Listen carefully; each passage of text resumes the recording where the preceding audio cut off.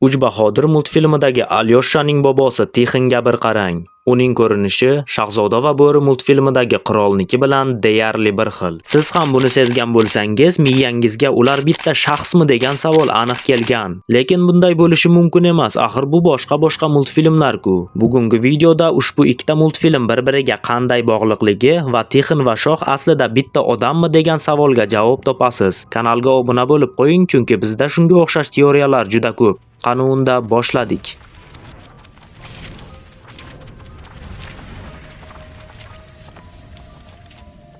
Birinchi bo'lib ikkala multfilm haqida qisqacha ma'lumot berib o'tsam. Uch Bahodir multfilmi Rossiyaning Melnitsa studiyasi tomonidan ishlab chiqarilgan. Franshiza o'sha mashhur Uch Bahodirning mojarolari haqida hikoya qiladi. Franshiza ayni paytda 11 ta to'liq metrajli multfilm va bitta serialni o'z ichiga oladi va bu bilan cheklanib qolgani yo'q. Uch Bahodir haqidagi yangi multfilm va multserial shu yil chiqishi rejalashtirilgan. Ushbu multfilmning omadli chiqqanidan ilhomlangan Melnitsa studiyasi 2011-yilning 29-dekabrida Ivan Sareyevich va Kulrang bo'ri nomli to'liq metrajli multfilmni prokatga chiqardi. O'zbek tilida Shahzoda va bo'ri deb tarjima qilingan ushbu multfilm bir zumda SNG davlatlarida juda katta mashhurlikka erishdi. Multfilm o'zining 7,5 million dollarlik byudjeti bilan studiyoga 29 million dollar foyda keltirgan. Voqealar esa 9-saltanatdagi qirol va uning qizi bilan bo'lgan muammolari haqida hikoya qiladi. Asosiy rolda esa O'ktam O'g'lon. Endi esa asosiy qismga o'tsak, Tixin va podshoh nega bir-biriga bunchalik o'xshaydi?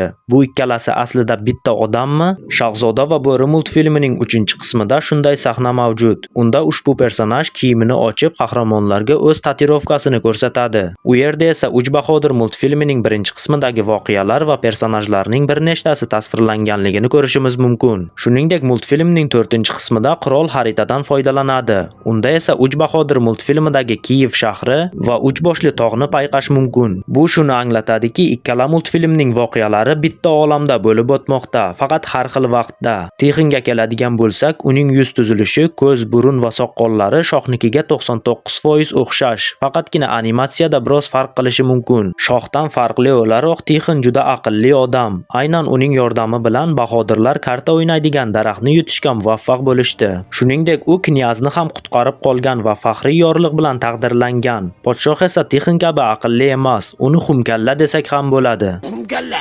Kim xumkalla? Sen. Nima?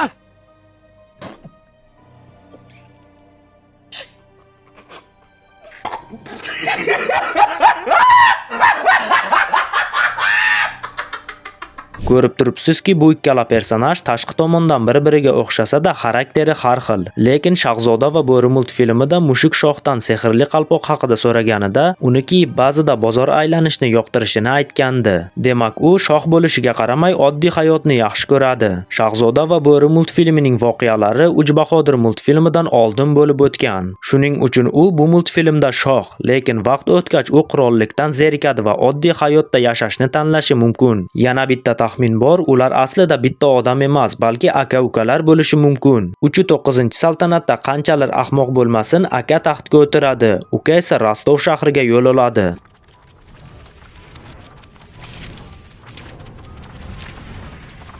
Hozircha bu ikkala multfilmlardagi qahramonlarni bitta multfilmda ko'rmadik, lekin qismlar haligacha chiqishda davom etayotgan ekan, kelajakda ko'rish ehtimolimiz bor. Siz nima deb o'ylaysiz? Bu ikkalasi aslida bitta odammi yoki aka-uka bo'lishi mumkinmi? Fikrlaringizni kommentariyada yozib qoldiring. Shunga o'xshash teoriyalarni ko'rmoqchi bo'lsangiz, Fantastic Uz YouTube kanaliga obuna bo'lib qo'ying. Keyingi roliklarda ko'rishguncha sog' bo'ling, salomat bo'ling.